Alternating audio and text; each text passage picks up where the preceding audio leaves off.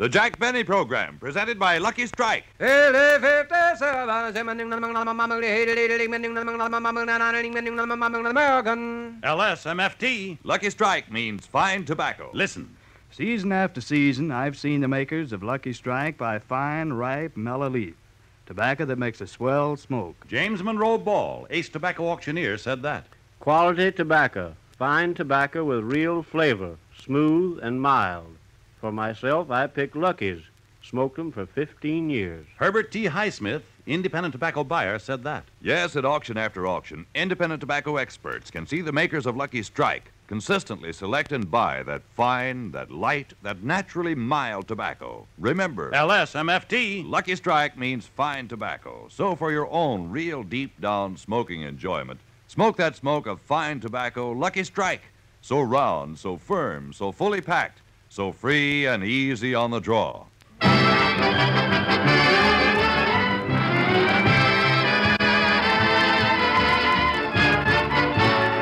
Broadcasting from San Francisco, the Lucky Strike program, starring Jack Benny, with Mary Livingston, Rochester, Dennis Day, Phil Harris's orchestra, and yours truly, Don Wilson.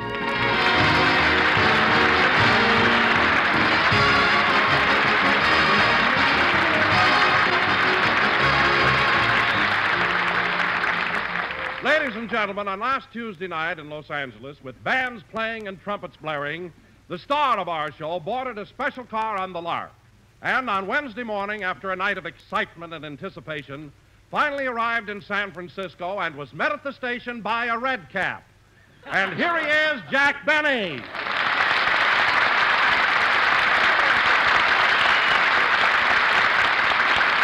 Thank you. Thank you.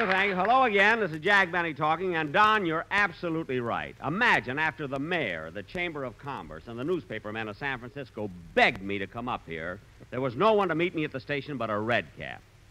I was so mad I carried my own bag.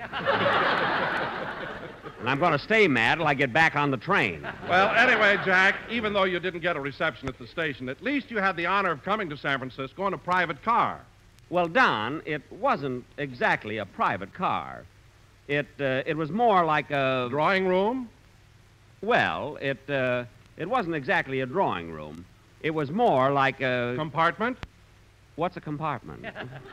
Well, a compartment has an upper and lower berth in it and a chair. A chair? Hmm? No, this wasn't a compartment. Forget about it now. By the way, how did you come up here? Oh, I came up on the TWA bus. The TWA bus?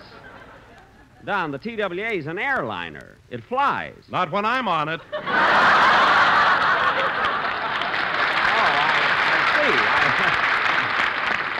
see. Now I know what they mean by ceiling zero. Anyway, Don, we got here, so Oh, hello, Mary. Hello, Jack.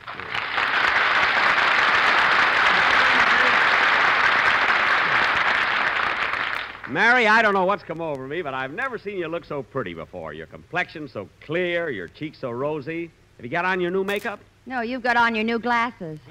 Oh, yes. And Mary, I had these glasses made especially for San Francisco. Look at them. Well, I don't see anything different. Look closer. Well, I'll be darned. Windshield wipers. And yes, and not only that. Wait, Mary, press the little button on the bridge of my glasses. What? Go ahead. Press the button. Okay. Holy smoke, built-in fog lights. Yes, sir, there's nothing like... Mary, what are you sticking your finger in my ear for? I'm checking your gas and oil. Mary, don't be silly. By the way, where are you living here in town? At the Sir Francis Drake. Where are you? I'm at the Fairmont Hotel on the top of Nob Hill. How do you get there, Jack? By cable car? No. You ought to ride them sometime. Mary, if I want to get to the top of Nob Hill, I'll get there. Yeah, but what you won't do to save a dime.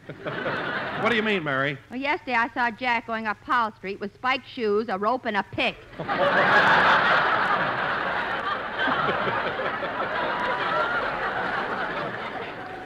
Well, I made it, didn't I? Yes, but when you got to the top of the hill, you didn't have to yodel.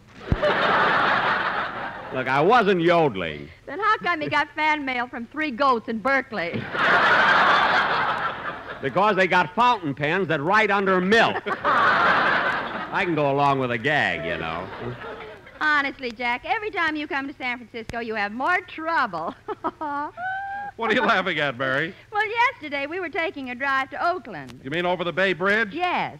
When we got to the toll gate, I reached over to pay the man, and before I knew it, Jack flew out of the car, jumped into the bay, climbed up back on the bridge, handed the man the quarter, and said, "Butterfingers." Yeah. And, Jack, you want to know something? What? That man told me he dropped it on purpose. He knew you'd jump in after it. Dropped it on purpose, eh? Well, it wasn't a wasted trip, sister. We're having barracuda for dinner. Barracuda? How in the world did you catch a barracuda? I didn't catch him. He followed me out. With my new glasses, I look like a mackerel. Now, let's get on with the... Come in. Mr. Benny, Yes? I work in the San Francisco post office, and we have thousands and thousands of letters that say, "I can't stand Jack Benny." Huh? Oh, well, those must have been sent in for the contest I had last year. They were sent this year and have nothing to do with the contest.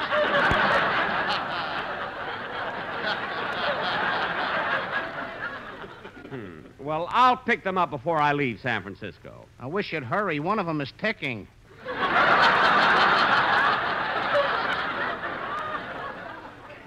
Well, you can forward that one to Fred Allen. That's who it came from. Now, cut that out.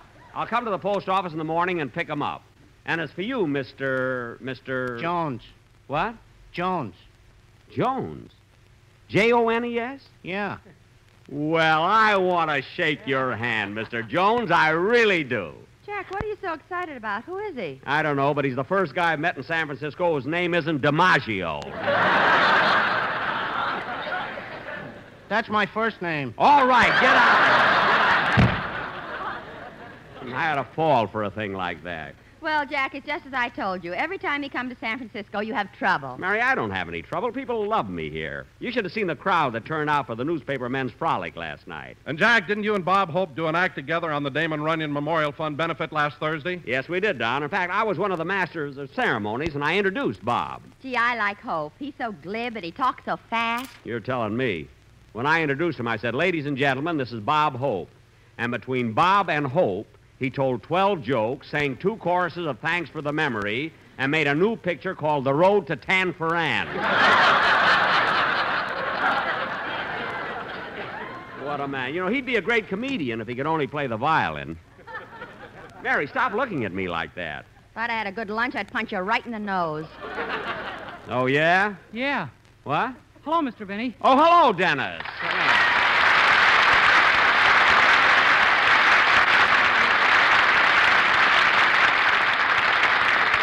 Well, Dennis, I haven't had a chance to talk to you since you got in town. Where are you living here? Oh, I've got a wonderful suite with 16 bathrooms. A suite with 16 bathrooms? Where? In the basement of the Fairmont Hotel. Oh, well, are you comfortable there? Yes, but I can never get to sleep. Why not? All night long, a man with a whisk broom keeps brushing me off. Oh. Too bad, Dennis. It was such a good line, too. And you know what, Mr. Benny? What? Going without sleep has made me lose an awful lot of weight. What do you mean, kid? Well, this morning I weighed myself 4 times, and the arrow always pointed to 0. What? I don't weigh anything. No, there's something wrong, Dennis. Maybe after you put in your penny, you wiggle around too much when you stand on the scale. Oh, stand on it. Yes, you have to stand on it. Now, come on, Dennis. Everybody's here anxious to hear you sing, so let's have your song. Okay. Well, Mr. Benny, you know, when I put my penny in the weighing machine, a card came out with my picture on it. Your picture? Yeah, and guess who I look like? Who? Betty Grable. What? I can't understand what Harry James sees in me. I can't either. Go ahead and sing, will you, kid? Go ahead.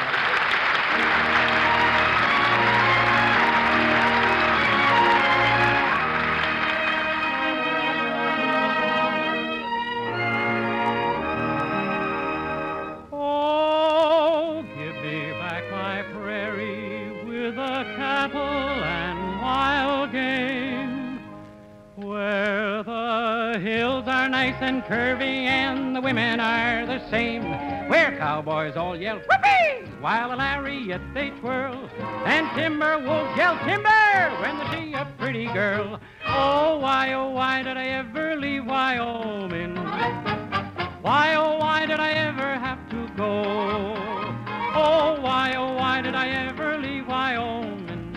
'Cause there's a sheriff back there looking for me high and low. And home on the range. Back home in old Wyoming, folks are acting mighty strange. Since they started social climbing, how they've changed the good old range. Our farm is now a dude ranch, and there's carpet on the trails. The cowboys wear tuxedos, and the horses all wear tails.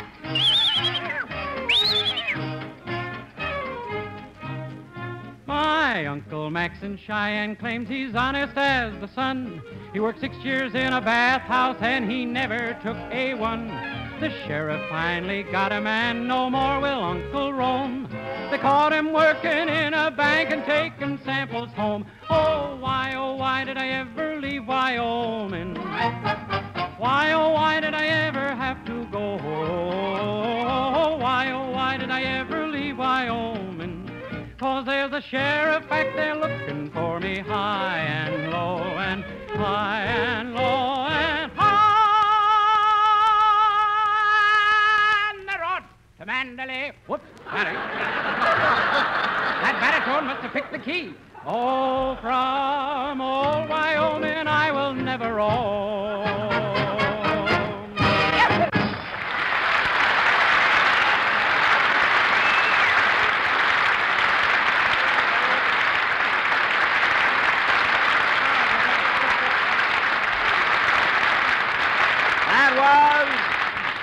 That was Wyoming, sung in San Francisco by Dennis Day, who lives in Los Angeles and was born in New York.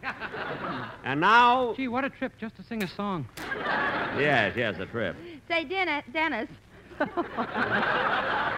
we looked for you on the train. Why didn't you come up with us from Los Angeles? Well, I had to wait a couple of days because my mother and father wanted to come. I thought I'd treat them to a little vacation. Oh, did you drive up in your car? No, we took the night train. Mother slept in the lower berth, and my father and I shared the upper.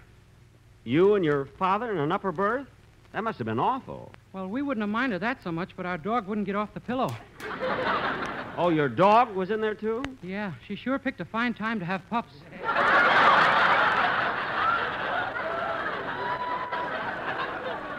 Well, it's your own fault, Dennis. Why in the world did you bring your dog to San Francisco? Oh, I hated to leave her at a time like that. Oh.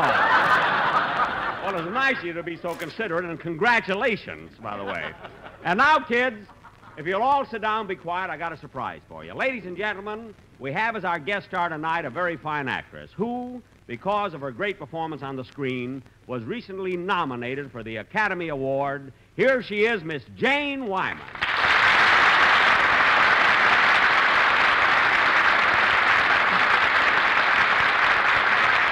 Thank you, Jack. It was very nice of you to say that. Well, I meant it, Janie. I thought you gave a sterling performance in The Yearling. That's yearling. Oh, yes. I thought you gave a sterling performance in The Yearling. I mean, sterling. Well, Janie, it must have been a great personal satisfaction for you being nominated for the Academy Award. Oh, it was, Jack. I was never so excited in my life. Well, Janie, how did you feel about Olivia de Havilland winning the Oscar? Well, Jack, I thought she deserved it. I think Olivia gave the finest performance of the year. Well, I know, but weren't you even a teensy-weensy bit jealous when somebody else got the Oscar? No, not at all.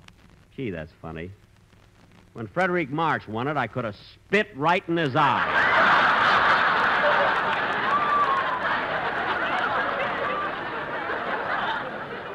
I was furious. But, Jack, you had no right to be jealous of Frederick March. You didn't even make a picture last year. I know, but I made one 3 years ago, and people still remember it. There's an answer to that, but I think my mother might be listening. I see what you mean. At least, Janie, you were nominated, and there's always another chance. Who do you think will be nominated next year? Tom Dewey.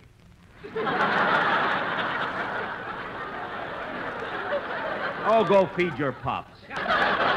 Janie, you may not know this, but next year I'm going to make a picture that will be so sensational. Hello, Janie. How are you? Why, Mary, it's good to see you again. You look wonderful. Now, in this picture, I play the Janie, part... isn't San Francisco an exciting town? It certainly is, Mary. And the shops have so many new fashions. In this picture, I Did you play see the new part... spring clothes they're showing here? See them. I've already bought 2 of the darlingest suits at Mason Mendelssohn's. In this picture... You know, I got a dream of an evening gown at Magnus. It's chartreuse, and the bodice is covered with sequins. In this picture, I play the part of a chartreuse, and there... Mary. I mean, there's a scene where Mary, you know, they have the most gorgeous things in the lingerie shop at Roos Brothers. Real 2-way stretches and everything. Now, look, girl. And I picked up some of the cutest hats at Ransom. Wait a minute. Oh, and you should see the suede alligator shoes I got at O'Connor and Moffat. Wait a minute. And you know, they have silk 2-piece bathing suits that are strapless and backless. And you know,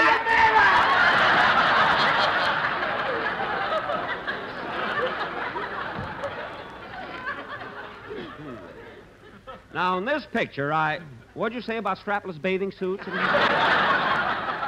Nothing. And you should be ashamed of yourself talking about your own pictures when you have a star like Jane Wyman. Well, I congratulated her, Mary. I told her she was wonderful in the yearling, didn't I, Janie? Yes, you did. And the technicolor and scenery in the picture were the most gorgeous I've ever seen. Where did they shoot the picture? In Hollywood? No, it was filmed in, you should excuse the expression, Florida. Well, you certainly gave a great performance. And I also think that Gregory Peck should have won something for running around on all fours and jumping over logs and leaping over fences. Jack, that was the deer. Oh. Well, I thought he was kind of cute, too, but... No, Gregory Peck was the man with a straw hat. Oh, well, I saw the picture before I got my new glasses, you see. I sat so far back, the third row, too. Janie, I haven't had a chance to see the picture yet. What was the story about? Well, Gregory Peck and I were running a little farm, and we were face to face with poverty. We'd worked 18 to 20 hours a day and year after year of back-breaking labor, and we didn't have a penny to show for our toil. Gee, I wonder where they got an idea like that. Oh, Rochester gave it to them.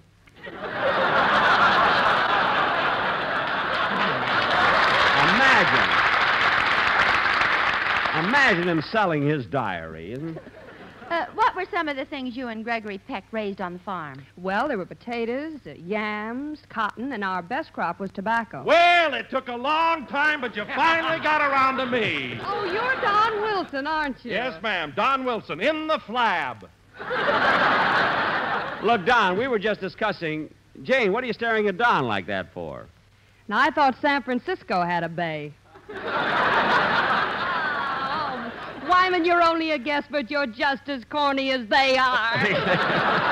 Yeah. Oh, Miss Wyman, I saw the yearling, and I was very impressed, but there's one scene that I'd like to ask you about. What is it, Mr. Wilson? In that heartbreaking scene when your son ran away from home and with tears in your eyes you were running through the fields looking for him. Yes. Now, the tobacco you raised in that field, was it that fine, that light, that naturally mild tobacco? Yes, sir, you bet. Why, sure. And they dared give the award to another picture? Don, they gave it to the best smokes of our lives, if that'll make you happier, you know? And I've been smoking Lucky Strikes nigh on to 25 yearlings. Good. Every morning, Gregory would go out and peck that fine tobacco. Say, that's wonderful. Then again, if it's not Tom Dewey, it might be Governor Warren.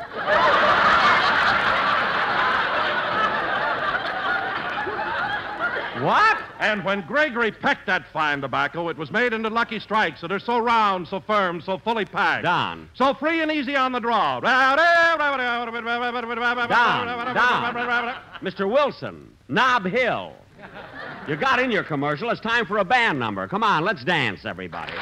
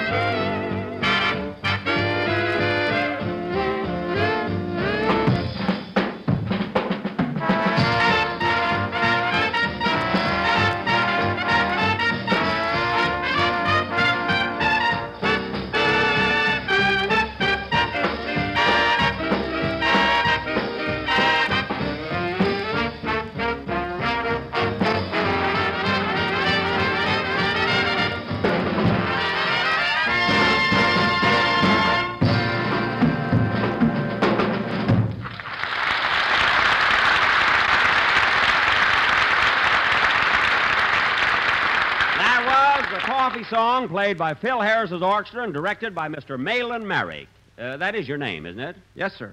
Well, Mr. Merrick, it was nice of you to fill in for Mr. Harris since he couldn't be with us today. And I want to tell you that I've never heard Phil Harris's band sound so good. How long have you studied music? 1 week.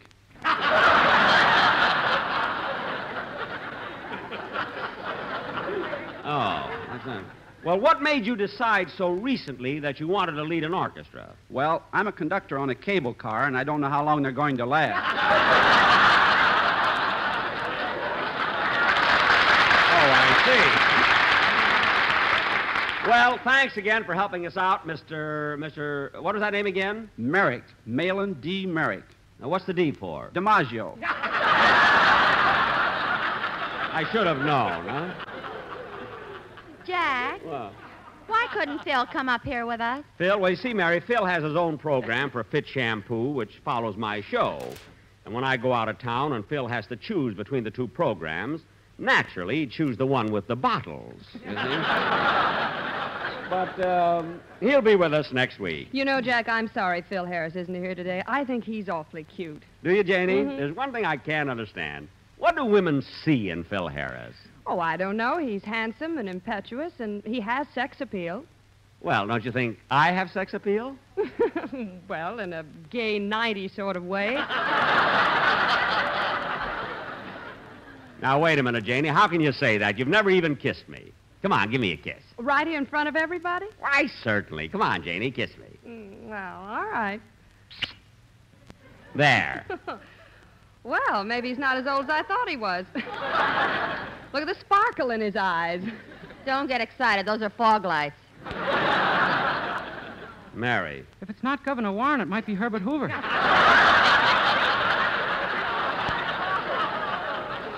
What? Don't you read the papers? Oh, quiet. Will you? Jack hasn't read anything since Monday except Newsweek because his picture's on the cover. You said it. And if I do say so myself, I look pretty good. Go on. I've sent out laundry that looked better than that. Mary, you're just jealous because Newsweek magazine didn't put your... Come in. Hello, Mr. Benny. Pardon the intrusion. Well, Mr. Kitzel.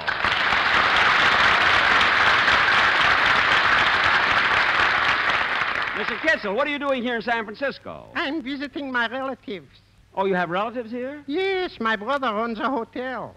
Here in town, eh? Uh-huh. What's the name of The it? Sir Francis Kitzel. Sir Francis Kitzel? Yes, and I have an uncle who's got a restaurant in Chinatown. A restaurant in Chinatown. What's Yeah. the name of it? Ling Ting Fui. Fui. You should eat there sometime. Well, maybe we'll go over after the show tonight. Does he serve yakamain, chow mein, and chop suey? With a noodle in the middle and a herring on top. Oh. He also serves corned beef and cabbage. Your uncle serves corned beef and cabbage? That's an Irish dish. He's very friendly.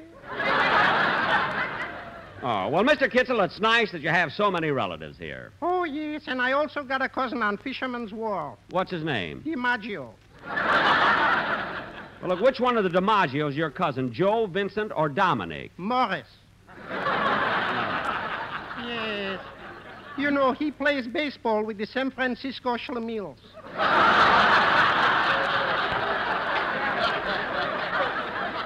Well, Mr. Kitzel, it was certainly nice to see you again. Well, as they say at 10 for M, mutual. Yes, sir.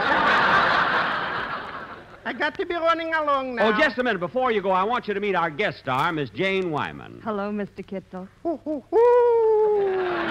Why, Mr. Kitzel, you're a regular wolf. Thank you. Well, goodbye, Mr. Benny. Goodbye. Oh, Miss Wyman. Yes. Greystone 8056. Goodbye, everybody.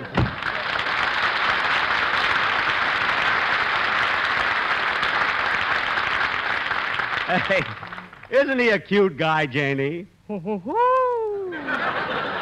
Well, Janie, we certainly had an exciting week up here, didn't we? We certainly did, Jack. And I want to thank you very much for being on my program and also for appearing at the newspaper frolics last night. Oh, it was lots of fun, and I always enjoy coming to San Francisco. Me too. Herbert Hoover lives in Palo Alto. I know. Dennis, why don't you pay attention to what we're...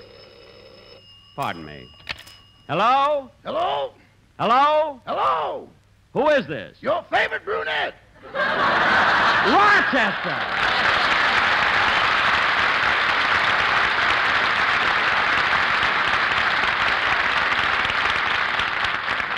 Rochester, where are you? I'm in Sausalito. Sausalito? What are you doing there? Nothing. Nothing? That's the main industry here. What? They've got so much of it, they export it. Oh, you mean things are kind of quiet over there? Quiet? Over here, they think no apprentice is a blabbermouth. Now, wait a minute, Rochester. I didn't give you permission to go over there. I know, boss, but I had a couple of spare hours on my hands. Uh-huh. And I was, kind of lonesome. Yeah? And then I remembered I knew a girl over here. Yeah? And it's spring now, boss. Spring! All right, so what happened? The main industry, nothing.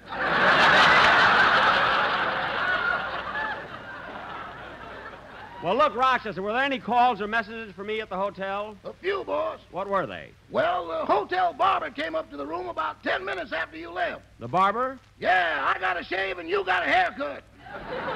Rochester, how could he give me a haircut when I wasn't even... Oh, well...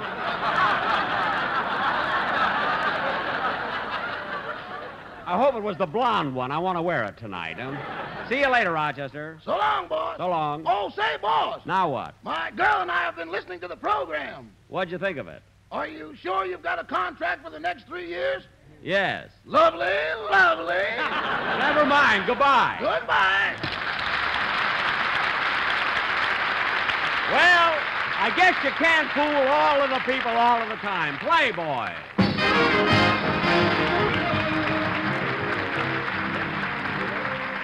Ladies and gentlemen, the 1947 Easter Seal campaign is on. Crippled children can become useful citizens if we give them the help they need while they are young and growing, such as clinical care, schooling, camping, vocational guidance, and finally a job. We can help them best by buying our share of Easter Seals today. Thank you. Jack will be back in just a minute, but first, here is Basil Rysdale. As you listen to the chant of the tobacco auctioneer, remember, LSMFT. At 59, American. Lucky Strike means fine tobacco. And in a cigarette, it's the tobacco that counts. Here are the words of a man who's had a lifetime of tobacco experience, Mr. Charles L. Saunders, an independent tobacco buyer of Reedsville, North Carolina, who said, I've seen thousands and thousands of baskets of ripe, mild tobacco sold to the makers of Lucky Strike. Tobacco that's really fine.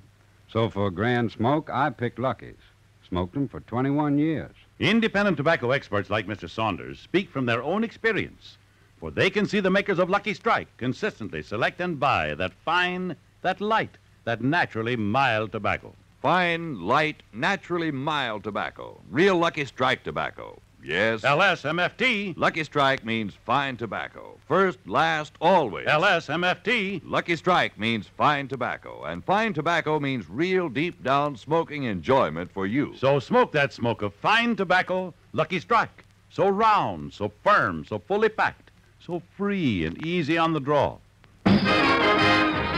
Ladies and gentlemen, I want to thank everybody here in San Francisco for being so nice to us. Also, Janie Wyman, who appeared on the program through the courtesy of Warner Brothers, who are the producers of that new picture, Cheyenne. Be sure to listen in next Sunday when we will have as our guests Mr. Samuel Goldwyn and Hoagie Carmichael. What about Herbert Hoover? Dennis. Good night, folks. This is NBC, the national broadcasting company. You've been listening to the OTR Gold Network.